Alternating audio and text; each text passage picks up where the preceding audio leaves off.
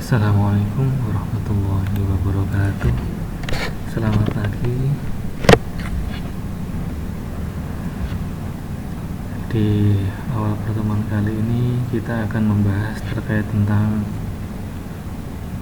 pengembangan media pembelajaran, yang nantinya hari ini kita nanti akan membahas yang pertama, apa itu pengertian media pembelajaran PAI.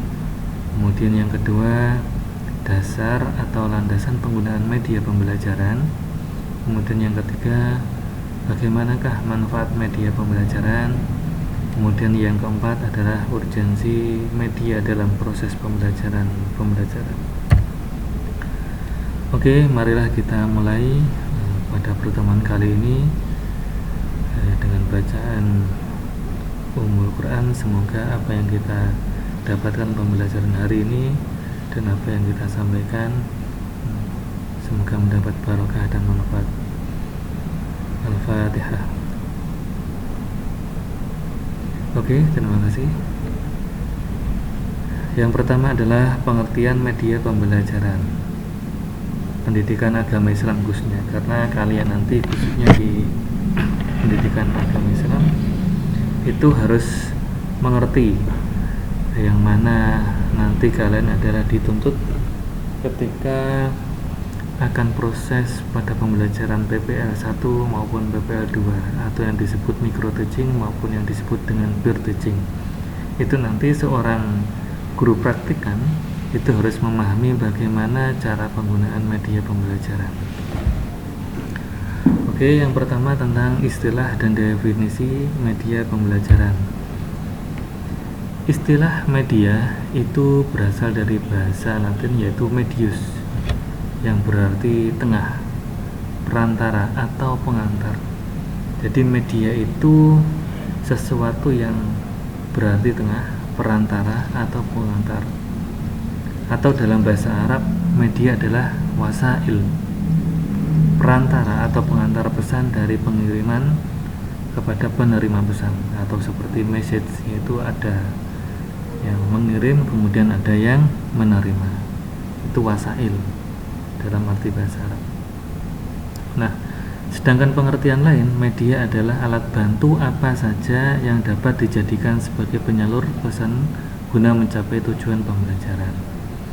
Jadi itu lebih globalnya ketika apa sih media itu? Jadi media adalah sesuatu apa saja yang dapat digunakan sebagai penyalur mencapai tujuan pembelajaran seorang guru kepada anak didiknya, seorang pengajar kepada siswanya, seperti itu.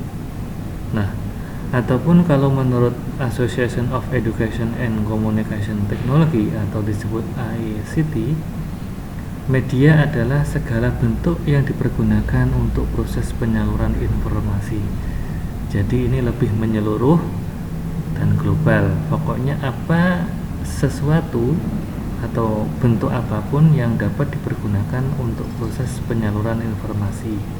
Nah, nanti dalam kaitannya media itu ada yang media macam-macam, ya, ada software, hardware, kemudian ada yang perangkat lunak dan lainnya. Itu nanti akan kita jelaskan lebih detail. Nah, dari definisi-definisi tersebut dapat dikatakan bahwa media merupakan sesuatu yang bersifat meyakinkan pesan dan dapat merangsang pikiran, perasaan, dan kemauan audiens atau siswa, sehingga dapat mendorong terjadinya proses belajar pada dirinya. Jadi media itu bagi guru ataupun bagi mengajar sangat penting, karena di situ nanti adalah ada sesuatu yang bersifat untuk meyakinkan pesan atau untuk meyakinkan suatu data atau untuk merangsang pemikiran.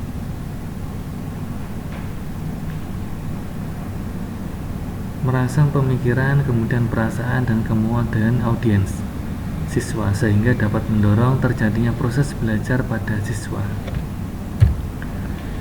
Nah, selanjutnya Umar Hamalik, tokoh pendidikan, bahwasanya menuturkan bahwa pembelajaran adalah suatu kombinasi yang tersusun meliputi unsur-unsur manusiawi, material, fasilitas, perlengkapan, dan prosedur yang saling mempengaruhi tercapainya tujuan pembelajaran.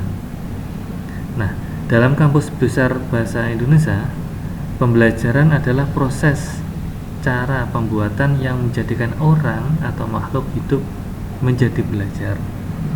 Jadi, pembelajaran ataupun pengajaran, jika diambil informasi pendapat di atas, maka media pembelajaran adalah alat atau metodik dan teknik yang digunakan sebagai perantara.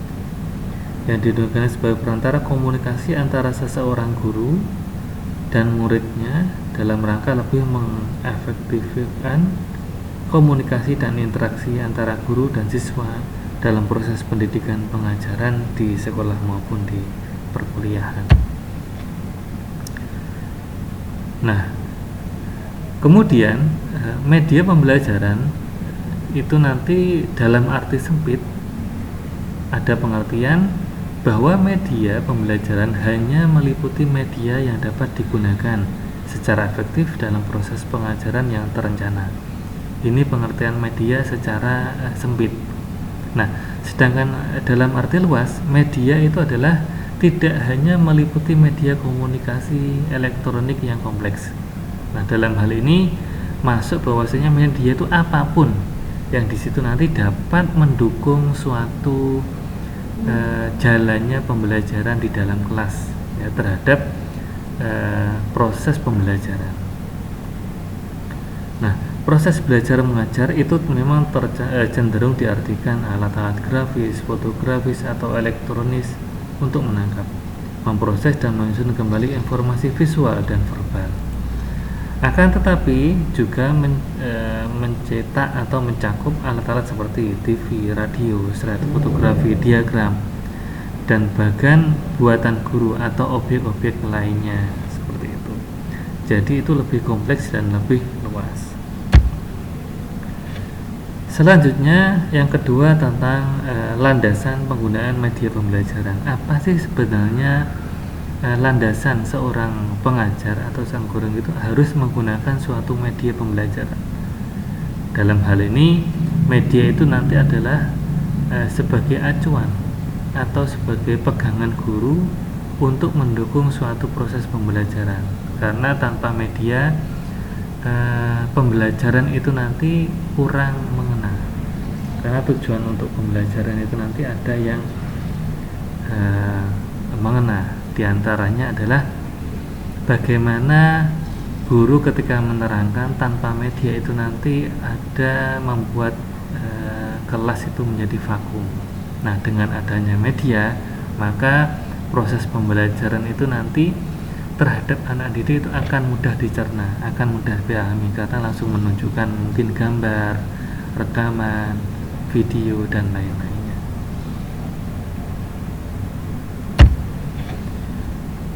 Perolehan pengetahuan dan keterampilan, perubahan-perubahan sikap dan perilaku dapat terjadi karena interaksi antara pengalaman baru dengan pengalaman yang pernah dialami sebelumnya. Yaitu satu, contohnya bahwasanya media itu mengandung pengalaman langsung atau disebut inatif, adalah mengerjakan, misalnya arti kata simpul dipahami langsung dengan membuat simpul seperti itu. Nah, ada yang pengalaman yang bersifat pictorial atau gambar atau ikonik, adalah pengalaman yang diperoleh melalui gambar, misalnya kata simpul dipelajari dengan dari gambar, lukisan, foto, atau film. Nah, di sini nanti makanya penggunaan media sangat dibutuhkan. Bagaimana ketika kita menerangkan tentang gambar atau ikonik ataupun apapun, itu nanti tanpa didasari media, itu nanti maka anak didik akan membuat pengertian-pengertian yang lain. Nah, oleh karena itu guru harus menggunakan atau pendidik harus menggunakan yang namanya media, agar nantinya siswa ataupun anak didik itu langsung menunjukkan atau langsung mengetahui apa sih yang disebut gambar ini, simbol ini, dan lain-lainnya seperti itu. Yang ketiga adalah pengalaman abstrak atau simbolik, adalah pembacaan kata simpul dan mencocokkan dengan simpul pada image mental atau mencocokkannya dengan pengalamannya membuat simpul. Nah, setelah ditampilkannya yang namanya media dengan video misalnya, bagaimana sih cara membuat simpul kemudian ditocokkan dengan yang lainnya, makanya nanti akan membuat yang namanya stimulus atau rangsangan terhadap anak didik itu setelah mengetahui video, yaitu berupa media itu tadi. Yang keempat, menampilkan rangsangan. Bahwasanya media itu dapat menampilkan rangsangan atau stimulus yang didapat diproses dengan berbagai indera. Semakin banyak alat indera yang digunakan untuk menerima dan mengolah informasi tersebut, maka informasi akan dapat bertahan dan tersimpan dalam ingatan. Patut kita ketahui bahwasanya media itu nanti akan dibagi beberapa macam atau dibagi beberapa jenis.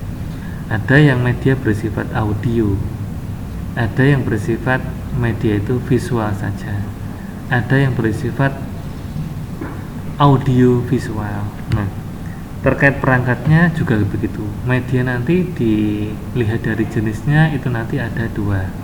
Ada yang media berbasis perangkat lunak ya, atau software. Ada media yang berperangkat hardware ya, perangkat keras ya. Itu nanti kita terangkan di slide selanjutnya. Nah, di sini adalah menunjukkan gambar diantaranya landasan penggunaan dan media pembelajaran. Bahwasanya menurut ahli pendidikan yaitu Piaget Cognitive Development Stage, proses pembelajaran manusia itu ada 4. Pertama, sensor motor ya, atau lebih kepada sensorik saja, yaitu untuk umur anak yang baru lahir sampai 2 tahun, jadi lebih kepada sensor. Kemudian preoperasional di sini adalah untuk pembelajaran yang mulai 2 tahun sampai ke 7 tahun. Kemudian yang ketiga adalah konkret operasional. Nah, di sini sudah mulai ada konkret, bahwasanya pembelajaran itu sudah harus ada menunjukkan stimulus dan lainnya dan bisa dioperasikan secara konkret. Dan yang terakhir adalah formal operasional, yaitu untuk adolescent dan adulthood yang sudah dewasa. Nah, di sini dapat ditunjukkan bahwasanya pengalaman belajar itu berangkatnya dari abstrak sampai nanti menuju kepada langkah konkret, atau nanti disebutkan dalam bentuk yang namanya kerucut pengalaman pembelajaran. Nah, seperti ini tampilan daripada kerucut pengalaman pembelajaran menurut Edgar Dale. Yang dimaksud pembelajaran itu berangkat dari abstrak ke konkret itu adalah nanti di mana media itu disebut berhasil, yaitu di mana ketika siswa didik itu langsung bisa mempraktikkan, bisa mempraktekkan, bisa melakukan langsung tanpa menggunakan ceramah saja seperti itu. Kita contohkan di sini. Di sini adalah lambang kata. Nah, kemudian ada lambang visual, gambar diam atau rekaman radio. Ini adalah masih bersifat abstrak. Nah, gambar hidup. Gambar hidup. Kemudian ada televisi ya. Nah, seperti karya wisata ini sudah mulai menuju ke langkah konkret. Di mana yang abstrak itu mulai adalah televisi, gambar hidup, pemeran, seperti ini ke atas. Nah, kalau karya wisata, dramatisasi, benda tiruan atau pengamatan, kemudian pengalaman langsung, anak diajak terjun ke lapangan langsung untuk melakukan ini atau mempraktekkan sesuatu materi. Nah, itu nanti sudah disebut konkret operasional, yaitu pengalaman pembelajaran secara konkret. Nah, selanjutnya kerucut pengalaman yaitu keterlibatan antara siswa dengan guru dalam kelas perkuliahan. Seumpama ada seorang pengajar atau guru itu cuma menggunakan metode baca saja atau ceramah saja, itu nanti akan yang didapatkan oleh siswa didik itu adalah 10%. Kenapa 10%? Ya karena tidak ada interaksi yang namanya media. Guru cuma menerangkan saja atau mendikte saja, tidak ada interaksi. Bahwasanya pembelajaran yang berhasil itu adalah harus adanya interaksi, kemudian didukung oleh metode, media, kemudian bahan ajar dan lainnya. Seperti itu. Kalau guru atau peserta didik cuma mendengarkan saja tanpa diajak interaksi oleh gurunya, itu nanti yang akan diingat atau yang akan diperoleh cuma 10%. Karena bersifat verbal saja, ceramah saja, menggunakan metode satu saja. Kemudian sama artinya dengan didengarkan atau mendengarkan saja. Jadi murid cuma mendengarkan saja tanpa ada interaksi, tanpa ada tanya jawab dan lainnya. Jadi guru monoton, mendikte atau menulis di papan saja, tidak ada interaksi. Itu nanti yang didapat ya cuma 20%. Selanjutnya sudah mulai menuju ke visual. Visual itu nanti di mana guru berarti sudah bisa menggunakan yang namanya media. Lihat gambar, diagram, lihat video, film, kemudian dilihatkan demonstrasi. Contohnya guru membuat suatu tampilan, ya, bisa gambar atau video, kemudian ditampilkan kepada anak didik dalam prosesnya. Contoh saja pembelajaran SKI. Nah, pembelajaran SKI itu ada seumpama ada tentang topiknya tentang perang Badar. Nah, itu nanti kan bisa ditampilkan dalam bentuk video. Ya. Tetapi ingat, tidak bisa atau tidak boleh guru itu menyalakan video mulai jam pertama sampai langsung jam terakhir, itu tidak boleh. Kenapa? Karena tujuannya itu esensinya materi nanti jangan sampai hilang dengan melihat video saja. Terus bagaimana caranya? Nah, caranya diantara seperti ini. Seumpama kita ambil topik tentang sejarah perang Badar atau sejarah perang Siffin atau perang Khandaq dan lainnya, dibuatkan video.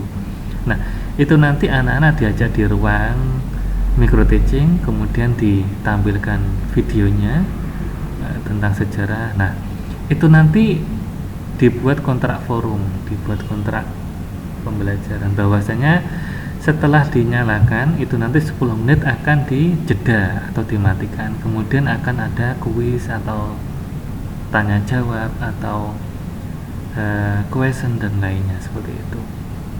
Tidak boleh langsung guru atau pengajar menyalakan video jam pertama sampai jam terakhir tanpa ada interaksi. Nah, contohnya dimatikan 2 menit atau 5 menit di 10 menit awal yang pertama. Kemudian anak-anak disuruh mencari siapa tokoh yang terlibat di perang Badar dan lainnya, apa sih yang melandasi terjadinya, seperti itu kan bisa. Jadi tidak langsung dinyalakan sampai tidak ada interaksi, karena bagaimanapun media itu harus mendukung esensi pada materi pembelajaran itu, seperti itu. Nah, kemudian pembelajaran yang berhasil itu adalah ini, mulai 50%, 70%, 90%. Artinya bahwasanya peserta didik atau murid itu harus terlibat langsung dalam proses pembelajaran, bisa dengan diskusi kelompok, dengan bisa pemecahan masalah, pokoknya harus melibatkan. Nah, itu nanti ada interaksi, berarti ada interaksi, ada respon, ada yang namanya keterlibatan. Nah, kemudian yang lebih bagus lagi adalah pembelajaran yang langsung bermain peran, melakukan simulasi atau mengerjakan hal yang nyata. Contohnya praktikum, ya, itu adalah pembelajaran yang berhasil. Karena apa? Dalam artian siswa itu langsung diajak langsung ke lapangan atau mempraktekkan langsung dengan materi yang ada. Tetapi kalau guru cuma menceramah, mendikte saja tanpa ada interaksi, tanpa, nah itu nanti ada pembelajaran menjadi vakum, jadi tidak ada ketertarikan atau membuat ya pembelajaran itu menjadi tidak menarik. Nah, kemudian pengalaman langsung dan bertujuan itu adalah pengalaman ini diperoleh dengan berhubungan secara langsung dengan benda kejadian. Jadi materi setelah diterangkan kemudian anak-anak disuruh mencoba mempraktekkan. Contohnya kalau di PAI Anda nanti akan memegang yang namanya pada proses PPL 2 itu nanti tidak jauh lebih dari materi-materi PAI, diantaranya fikih, kemudian SKI, akidah akhlak, Quran hadis, dan mungkin bahasa Arab. Nah itu nanti silahkan Anda menggunakan metode apapun, menggunakan teknik apapun, dan jangan lupa menggunakan media yang dapat mendukung dalam proses pembelajaran. Contohnya media yang dapat mendukung pengalaman langsung siswa. Contohnya yaitu ketika Anda seumpama memegang mata kuliah atau mata pelajaran yang namanya fikih. Di situ nanti ada yang namanya tata cara melakukan atau melaksanakan wudhu. Coba anak-anak itu nanti langsung aja diajak ke mungkin kamar mandi atau keran ya, kemudian langsung Anda contohkan bagaimana sebelum membasuh wajah itu bagaimana ada proses cuci tangan, berkumur dan lainnya, berdoa dan lainnya, baru ditunjukkan bagaimana membasuh muka, kemudian membasuh tangan, kemudian mengusap. Nah seperti ini, itu nanti biar tahu langsung anak didik itu mana yang diartikan atau mana yang disebut dengan membasuh, mana yang disebut dengan mengusap, itu nanti tahu langsung. Karena apa? Karena langsung dipraktekkan di dalam proses wudhu tadi, seumpama di air keran itu harusnya air yang mengalir dan seperti itu, dan selanjutnya. Tidak wudhu saja, contohnya lagi ada mungkin di pelajaran fikih dengan topik mungkin tentang sholat jenazah. Nah itu nanti langsung dipraktekkan saja, tidak harus menggunakan media yang mahal-mahal. Itu mengambil contohnya cuma mengambil boneka, kemudian bagaimana cara mengafaninya. Kalau mengafani laki-laki, mayat laki-laki, kemudian cara mengafani mayat perempuan, itu nanti langsung ditunjukkan, itu nanti bisa peroleh pengalaman langsung. Nah selanjutnya pengalaman tiruan. Pengalaman tiruan ini diperoleh melalui benda-benda atau kejadian-kejadian tiruan yang sebenarnya. Jadi bisa membuat tiruan ya, pengalaman tiruan. Anak-anak disuruh menggambar, di situ sudah ada tampilannya, silahkan ditiru gambarannya seperti ini, kemudian warnanya seperti itu, nanti ada pengalaman tiruan. Kemudian pengalaman melalui dramatisasi atau pengalaman semacam ini diperoleh dalam bentuk drama dari berbagai gerakan. Contohnya dalam mengisi mata kuliah atau mata pelajaran SKI, kadang seorang guru praktikan ketika PPL 2 itu nanti menjadi bingung atau bosan. Bagaimana ini tentang sejarah, karena materinya banyak. Ya, gunakan saja nanti media dengan teknik sosiodrama atau dramatisasi. Itu kan bisa. Itu nanti menggunakan untuk mempermudah pengalaman melalui dramatisasi atau istilahnya pengalaman peran. Contohnya tentang topiknya sejarah tentang bagaimana cara mengadili pencuri dan lainnya. Itu nanti ada perannya, bagaimana yang hakimnya, bagaimana yang korbannya, bagaimana yang tersangka, dan seperti itu dalam Islam itu nanti bagaimana. Itu nanti langsung ada pengalaman tiruan. Dan meskipun di situ nanti juga mencakup yang namanya pengalaman langsung. Nah, kemudian selanjutnya sama, yaitu demonstrasi, yaitu pengalaman melalui percontohan atau pertunjukan mengenai suatu hal atau suatu proses. Jadi anak-anak nanti disuruh demonstrasi di depan kelas ya, menerangkan, menirukan, kemudian dramatisasi suatu materi. Nah itu nanti ada suatu pengalaman langsung. Selanjutnya adalah pengalaman melalui karya wisata ya. Pengalaman semacam ini diperoleh dengan mengajak siswa ke objek luar kelas. Contohnya seperti di PAUD ya, atau di TK itu kenapa kok langsung diajak di objek langsung? Pertama, agar mengenal atau kognitifnya itu mengenal pertama warna-warna, bisa diajak ke museum atau diajak ke ada tampilan gambar-gambarnya. Itu karena apa? Anak TK, anak PAUD itu nanti masih yang membutuhkan sensoriknya dan kognitifnya dan lainnya. Kemudian pengalaman melalui lambang visual. Pengalaman di sini diperoleh melalui lambang-lambang visual seperti hasil lukisan dan bentuk lengkap atau tidak lengkap dan sketsa dan lainnya. Itu nanti ditampilkan. Kemudian ada pengalaman melalui radio. Pengalaman di sini diperoleh melalui siaran radio dalam proses ceramah, wawancara dan sandiwara. Pengalaman melalui gambar hidup atau film. Gambar hidup merupakan rangkaian gambar yang diproyeksikan. Selanjutnya pengalaman melalui televisi. Pengalaman ini diperoleh melalui program pendidikan yang ditayangkan melalui televisi. Nah, terkait media-media ini nanti ada beberapa hal bisa ditunjukkan di grafik. Apakah media ini nanti bagus atau tidak, ataukah bisa dipakai atau tidak, itu nanti kita jelaskan di slide selanjutnya.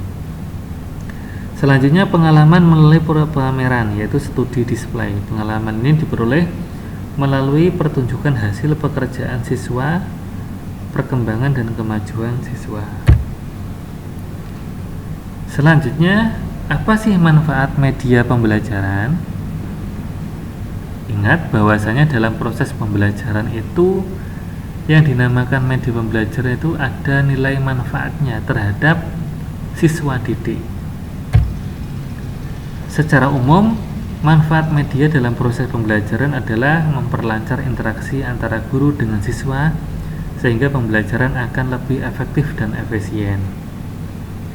Bahwa pemakaian media pengajaran dalam proses belajar mengajar dapat membangkitkan keinginan dan minat yang baru, membangkitkan motivasi dan rangsangan kegiatan belajar, dan bahkan membawa pengaruh-pengaruh psikologis terhadap siswa. Itu menurut Umar Hamalik.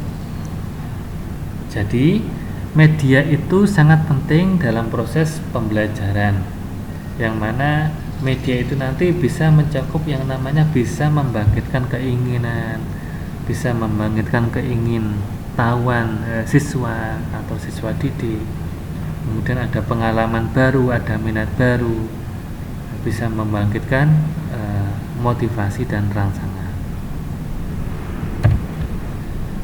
Nah, tetapi secara lebih khusus ada beberapa manfaat media yang lebih rinci menurut Cape Dayton. Misalnya, yaitu mengidentifikasi beberapa manfaat media dalam proses pembelajaran, yaitu beberapa manfaat media dalam pembelajaran. 1. Penyampaian materi pembelajaran itu dapat diseragamkan, jadi ditampilkan di depan, anak-anak langsung bisa melihat langsung, jadi seragam, tidak ada multitafsir dan lainnya. Kemudian yang kedua, proses pembelajaran menjadi lebih jelas dan menarik karena didukung oleh media langsung.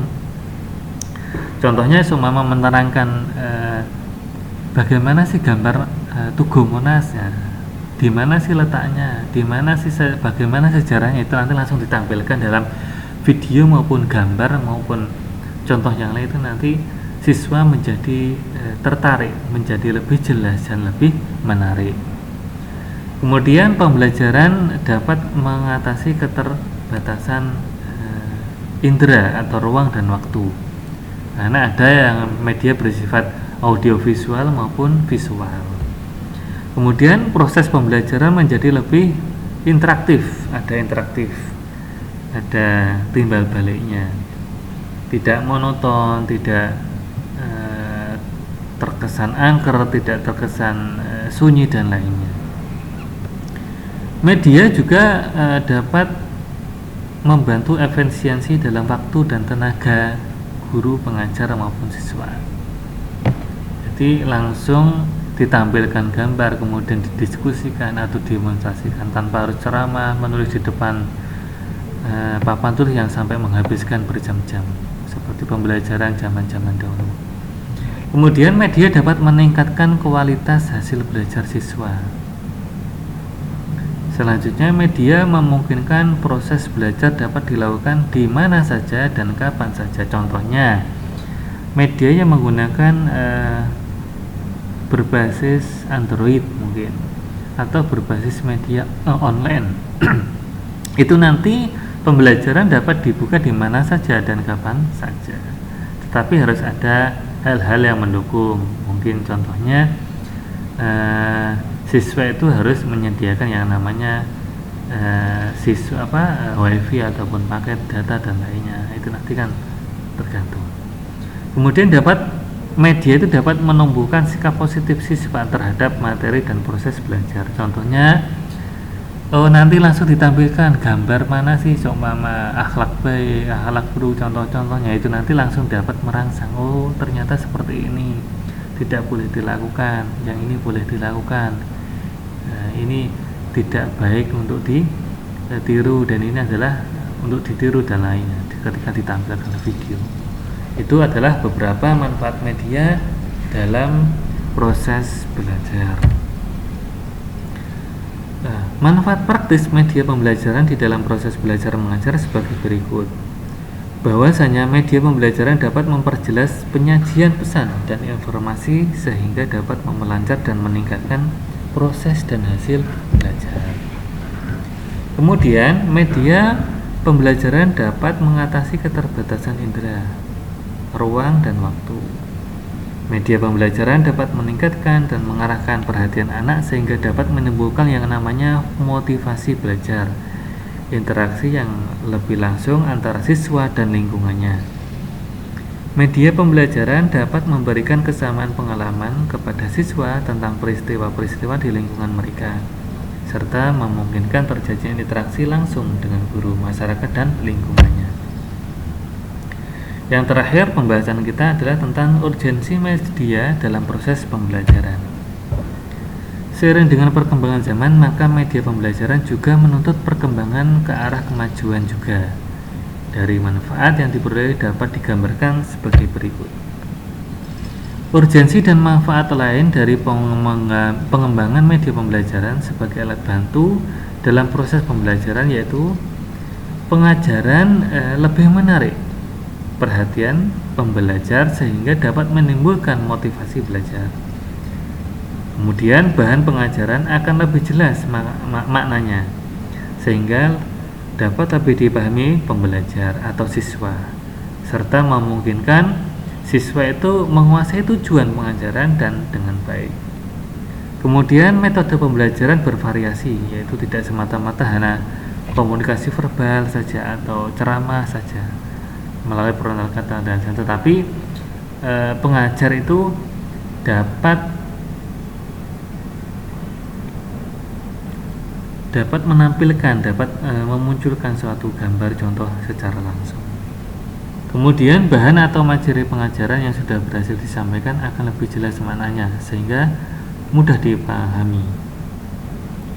Pembelajar atau siswa lebih banyak melakukan kegiatan belajar sebab tidak hanya mendengarkan penjelasan dari guru atau tenaga pendidik, tetapi juga aktivitas lain.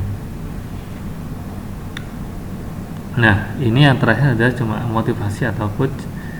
Juga seorang guru atau pendidik sejatinya tercermin dalam Mas Rim, yaitu E mengandung kata education, yaitu bahwasanya seorang guru atau tenaga pendidik atau apapun lah pemimpin itu nanti harus bisa memberikan education, pembelajaran. Kemudian M-nya adalah sebagai manager, ya, pemainnya. Kemudian A-nya adalah administrator. Kemudian S-nya adalah supervisor, L-nya adalah leadership, menjadi pemimpin. Ya. Kemudian I-nya adalah inspirator dan M-nya adalah bisa memotivasi terhadap siswa didiknya. Oke, demikian untuk pertemuan pada kali ini. Semoga apa yang kita sampaikan ini membawa barokah dan manfaat. Saya akhiri, assalamualaikum warahmatullahi wabarakatuh.